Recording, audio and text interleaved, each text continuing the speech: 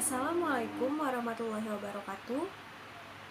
Video ini akan berisi mengenai hasil dari pengabdian kepada masyarakat Fakultas Ilmu Sosial Universitas Negeri Jakarta yang diselenggarakan secara online dengan judul Literasi Komunikasi Kesehatan.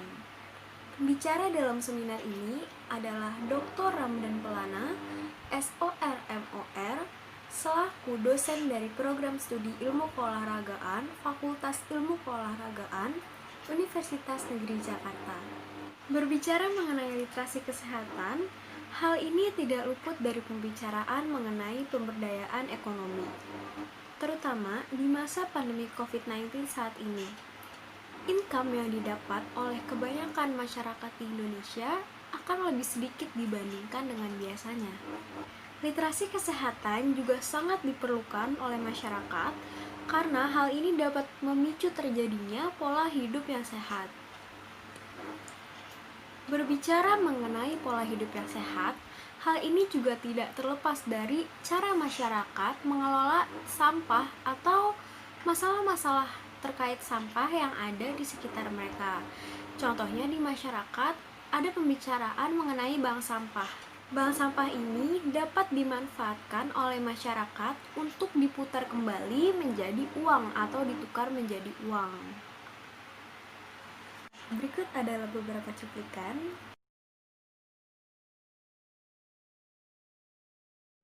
Dari pengabdian kepada masyarakat yang dilakukan secara online pada 25 Juli 2020.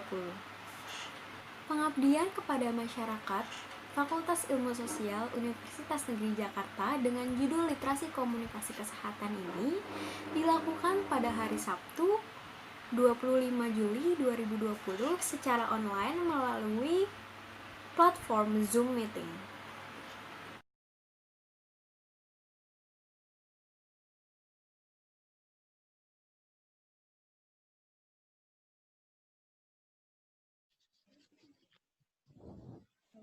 Halo, Pak Yap. Ramdan. Oke. Langsung Mbak saja kita Latifah. mulai acara pada hari ini. Bismillahirrahmanirrahim. Assalamualaikum warahmatullahi wabarakatuh. Waalaikumsalam. Selamat pagi dan salam sejahtera bagi kita wabarakatuh. semua. Puji syukur kehadirat Allah Subhanahu wa Ta'ala, berkat rahmat dan karunia-Nya, kita semua dapat berkumpul pada hari ini. Suatu kebanggaan bagi saya, Latifah Firdausa, sebagai moderator dalam acara pengabdian kepada masyarakat Fakultas Ilmu Sosial Universitas Negeri Jakarta dengan judul Literasi Komunikasi Kesehatan. Baik, untuk mempersingkat waktu, langsung saja kita dengarkan paparan materi dari Dr. Ramdan Pelana, SORMOR, selaku dosen Prodi Ilmu Keolahragaan Fakultas Ilmu Keolahragaan Universitas Negeri Jakarta. Kepada Pak Ramdan, disilahkan. Terima kasih, Mbak Latifah. Bismillahirrahmanirrahim. Assalamualaikum warahmatullahi wabarakatuh. Warahmatullahi wabarakatuh. Wah, senang rasanya nih. Saya berada di tengah-tengah ibu-ibu yang sangat luar biasa. Yang saya hormati, Ibu Kinkin, selaku ketua atau ketua pelaksana pengabdian kepada masyarakat ini, dan terima kasih atas waktunya yang diberikan kepada saya.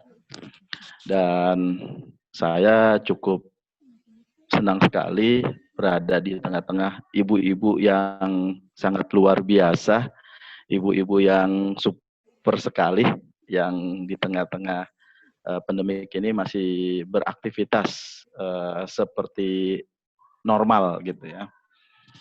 Apalagi sekarang saya dapat informasi dari Bu Kinkin bahwa bank sampah yang dilakukan oleh ibu-ibu sudah dilakukan sudah cukup lama gitu, sudah berjalan. Mohon Mbak Latifah screenshotnya. Ya. Terima kasih ibu-ibu sekalian. Saya hanya bisa memberikan teori. Kalau prakteknya nih ibu-ibu yang udah luar biasa yang sudah menjalankan. Kalau saya baru hanya sebatas mengumpulkan di depan rumah saya kebetulan di depan rumah saya itu pinggir kali ada tanah kosong, dan itu yang saya lakukan bersama warga sekitar. Dan sekarang ini yang kami terima adalah botol-botol dan kardus saja yang kita lakukan di depan rumah saya ini. Dan saya ditugasin oleh Ibu Kinkin mengenai bank sampah dan pencegahan virus corona. Next. Lanjut, Mbak.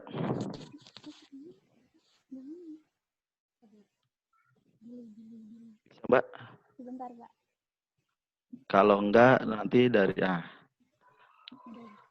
Nah, ibu-ibu sekalian, virus corona sebetulnya dari lama sudah ada gitu ya.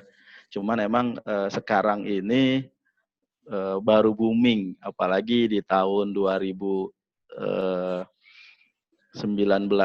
kemarin itu dan masuk ke 2020 di Cina itu dari bulan Desember sudah ada, kemudian di Indonesia itu baru mulai itu Maret. Dan semua aktivitas kita terhenti, maka kita akan melakukan aktivitas semua di rumah. Sampai sendi-sendi perekonomian juga terhambat semua. Tetapi kita tidak bisa berdiam bahwa kita harus hanya diam di rumah saja, tidak gitu. Tetapi kita juga harus berkarya dan terus bisa melakukan aktivitas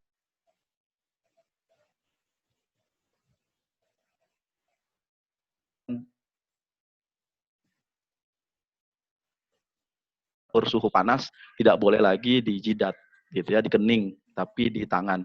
Padahal itu hanya sebatas kecil, tidak mempengaruhi sebetulnya. Jadi untuk cek suhu di kepala itu tidak ada masalah untuk di segi kesehatan. Kemudian gimana sih ini bank sampah yang apa ibu-ibu lakukan? Mungkin next pengelolaannya seperti apa, pemisahannya bagaimana, itu yang ibu-ibu harus lakukan sehingga kita semua terhindar dari virus ini. Next, Mbak. Next. Screen-nya bisa dilanjutkan. Halo, Mbak. Iya, udah di next, Pak. Belum, di sini belum tampil. Masih yang tadi.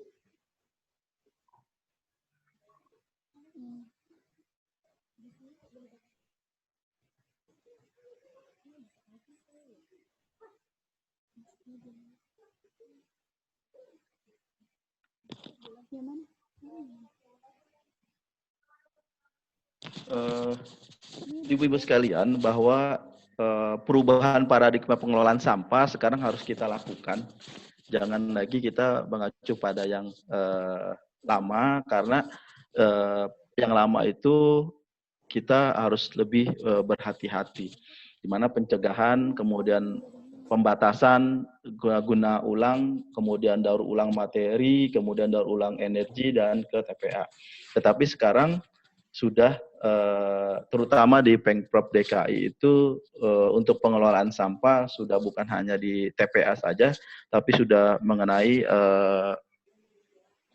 perusahaan-perusahaan yang bekerja sama dengan Pemprov DKI. Next.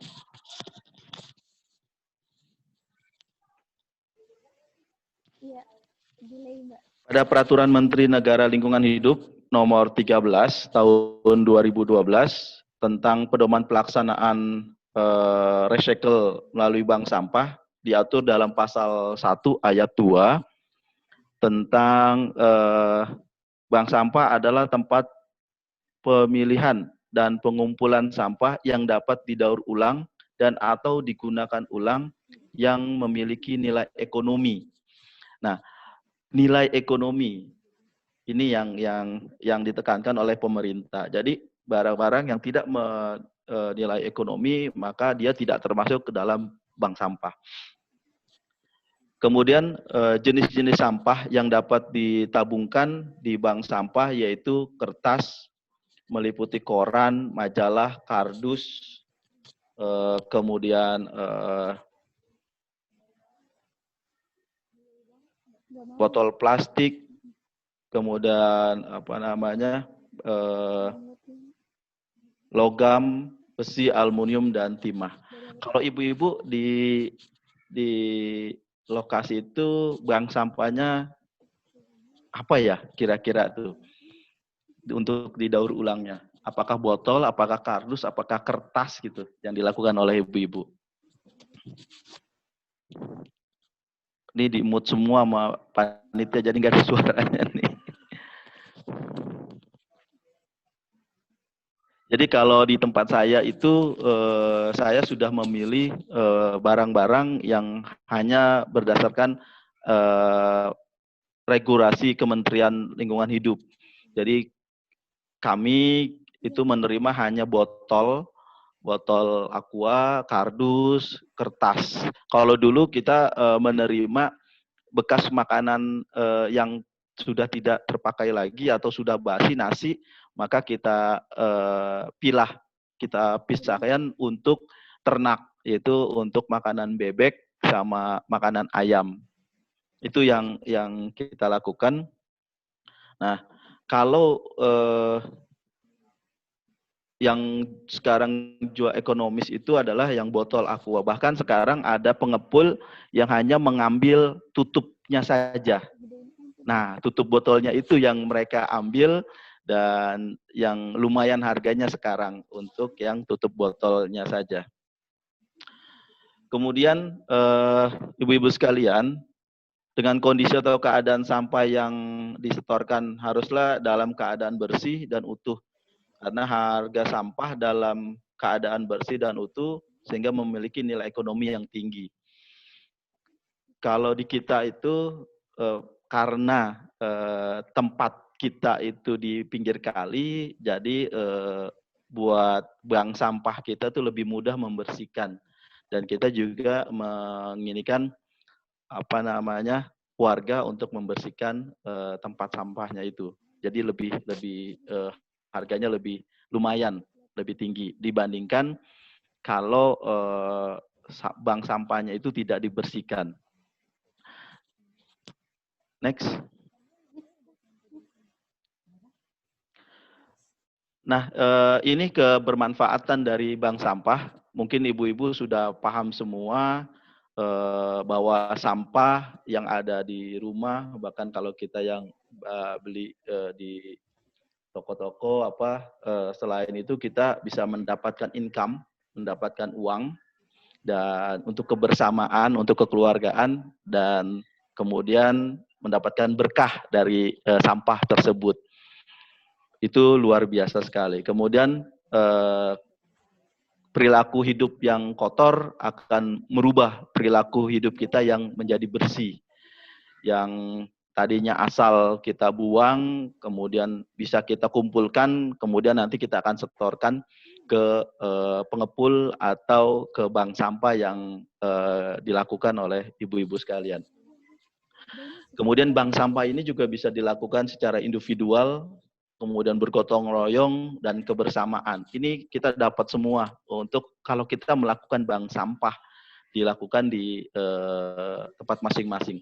Tinggal bagaimana memanage bank sampah tersebut sehingga menghasilkan income yang cukup lumayan. Bahkan sekarang kita lagi coba mencari narasumber-narasumber mempraktikkan bahwa bukan hanya untuk dijual, tapi dikaryakan tempat-tempat botol-botol plastik itu menjadi prakarya atau menjadi buah tangan.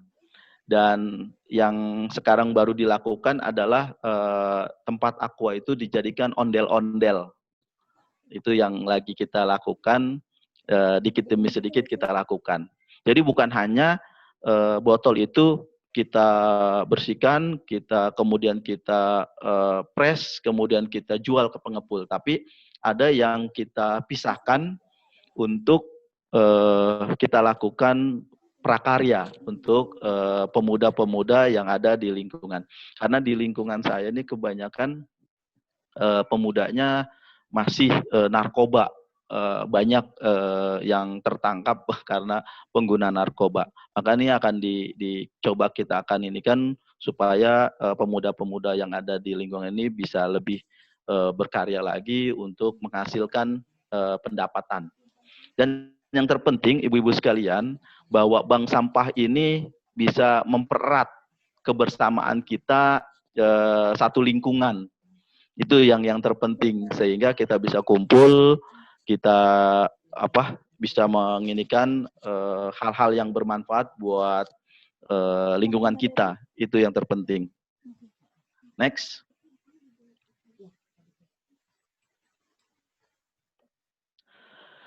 Ibu-ibu sekalian, ini mekanisme bank sampah yang dilakukan. Yang pertama itu tadi yang saya bilang, pemilihan sampah rumah tangga kalau di kita sudah tidak lagi menginginkan, jadi udah dipisah. Jadi kalau warga itu sudah memisahkan ini yang botol, ini yang makanan, ini kita sudah berikan itu, sehingga kita tinggal menyatukan saja. Terutama kalau yang sampah rumah tangga tuh kayak misalnya nasi bekas, sayuran yang tidak habis, maka kita kumpulkan untuk ternak. Kita ini kan ke bebek atau ayam yang kita ini kan. Kemudian penyetoran ke sampah bank kita kumpulkan, kita ini kan, kemudian kita timbang, kemudian kita catat, dan kita pengangkutan ke pengepul yang telah bekerja sama dengan kita. Ini mekanisme yang sering dilakukan lah di mana-mana, apalagi UKM apa koperasi untuk menjalankan ini semua. Next.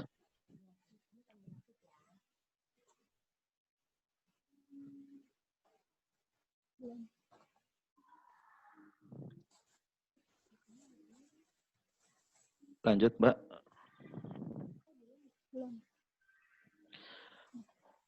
Nah, ibu-ibu sekalian, ini yang sebetulnya yang perlu diwaspadai oleh ibu-ibu sekalian mengenai aktivitas kita melakukan bank sampah gitu ya.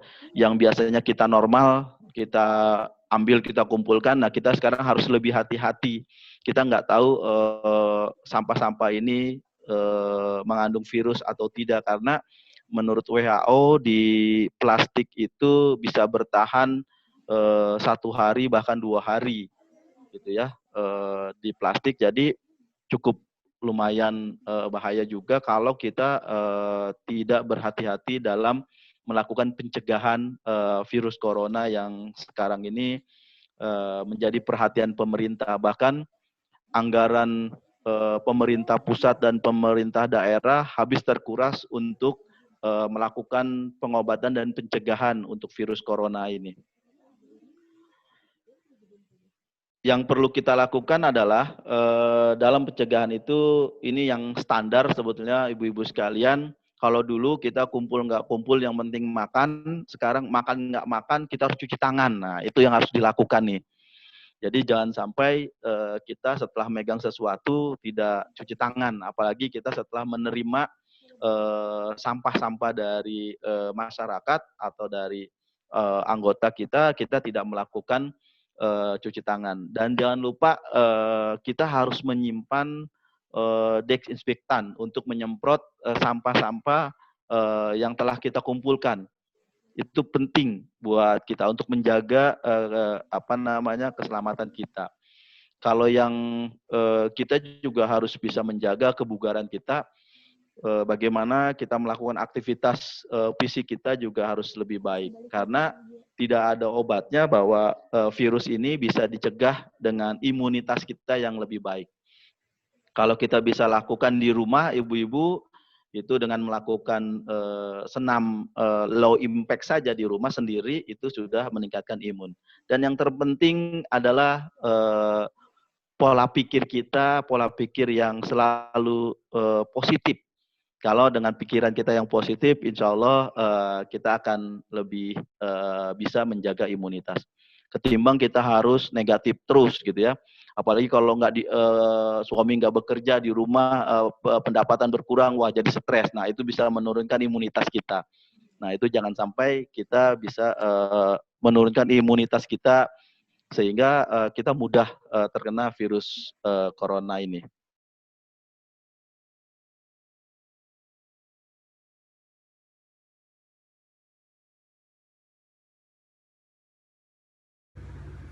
Bagaimanakah penggunaan sarung tangan yang benar, dan bagaimana jika kami kesulitan untuk menemukan pengepul? Berdasarkan rekomendasi dari Organisasi Kesehatan Dunia atau WHO, World Health Organization, penggunaan sarung tangan yang tepat yaitu yang berbahan dasar karet dan bukan yang berbahan dasar beludru seperti yang biasa kita gunakan di musim dingin atau di daerah-daerah dingin seperti di puncak. Dan untuk pengepul, menurut Pak Ramdan, jika sudah banyak bank sampah, maka pengepul akan datang. Dan biasanya pengepul itu datang dalam waktu 2 minggu sekali. Dan Pak Ramdan juga menyarankan jika ingin mengolah atau mengelola sampah untuk memisahkan sampah tutup botol dengan botol plastiknya. Karena untuk tutup botolnya sendiri, jika dijual akan memiliki nilai yang lumayan.